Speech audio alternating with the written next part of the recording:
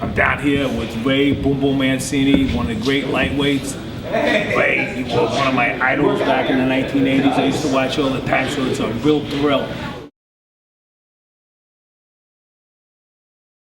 I had a gentleman from New York saw me in my last national amateur tournament. He said, look, he says, I think you're a terrific pro prospect. Come to New York, get you an apartment. I'll say, but you're gonna have to, I'll float you the money, but you're gonna have to pay me back. He said, I'll give, you'll train at the gym, you'll sleep on the trainer's couch. He says, until you get on your feet.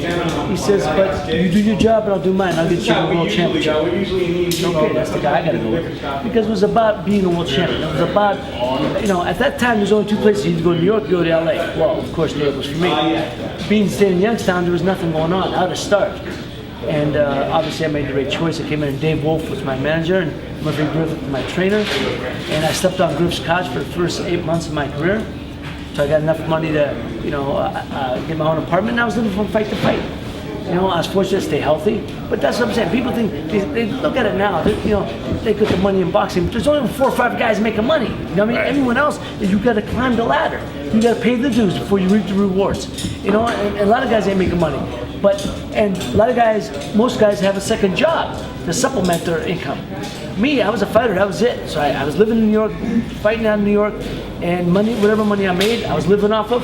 So I had to stay active, so I could stay ahead until I got that shot. So I was very fortunate.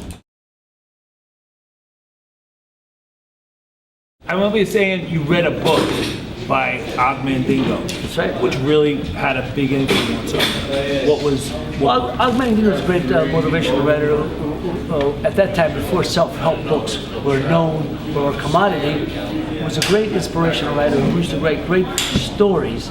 And the greatest salesman was a story. And one of the chapters said, others can doubt you. Others can doubt you and you can still succeed, but you can never ever doubt yourself and ever succeed. Yeah, he's a good amateur, he'll never make a good pro. Then I turned pro, they said, well, he's a prelim kid, he'll never be a main eventer. When I became main eventer, yeah, he's a main eventer, but never be a contender. When I became a top contender, they said, yeah, he's a contender, but never be champion. And then when I won the champion, they said, yeah, but he's the champion, but he won't be there long. So you constantly have to try to prove people wrong. You constantly prove all these people second guessing it. But I always believed in myself, so that never mattered to me. My mother and father made me believe I was 10 foot tall. Okay. Made me believe I was bigger than what I was. And my father always said, my father was my inspiration, my mother was my motivation. My mother made me believe that I could be whatever I wanted to be. I had no limitations except those I put on myself.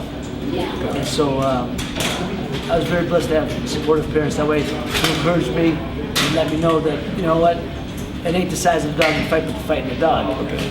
And all dreams are possible. All dreams are within reach if you just have to go get them.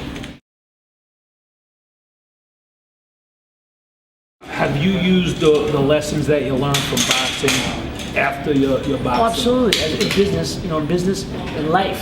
The ones I try to hand on to my children. Same attitude. I'm in the entertainment business. I'm producing film stuff.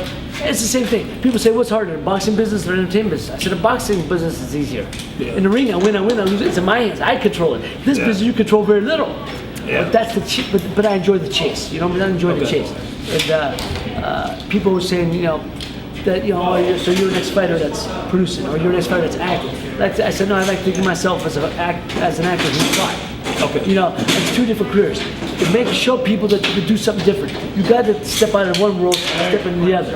Okay. I like to think I've done that. Okay. I'm trying to do that, and it's a progression of proving people wrong.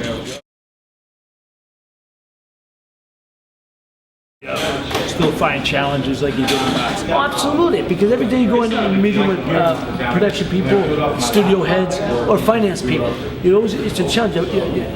It's a bit of a sparring match, verbal sparring match, not a physical sparring match, a verbal sparring match of matching wits, with each other. Okay. How can you make this? How are you going to make this picture? How are you going to be able to raise the money? How are you going to get my money back for investors?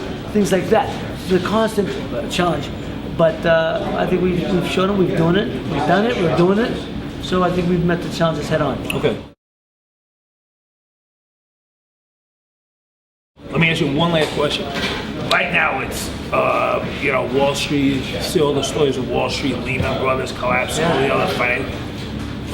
What lesson could you tell, our members who are mostly business people who like freak out over, all the bad news? Like, what was it that you learned from the ring that can get people through the tough times? Well, first of all, you want to meet all challenges head on. Okay. So, you're going to knock down your ass once in a while, but you got to get up, come back stronger. Okay. Plus, you know that, it's a 15-round fight, or 12-round fight. Now, my day is 12-round fight.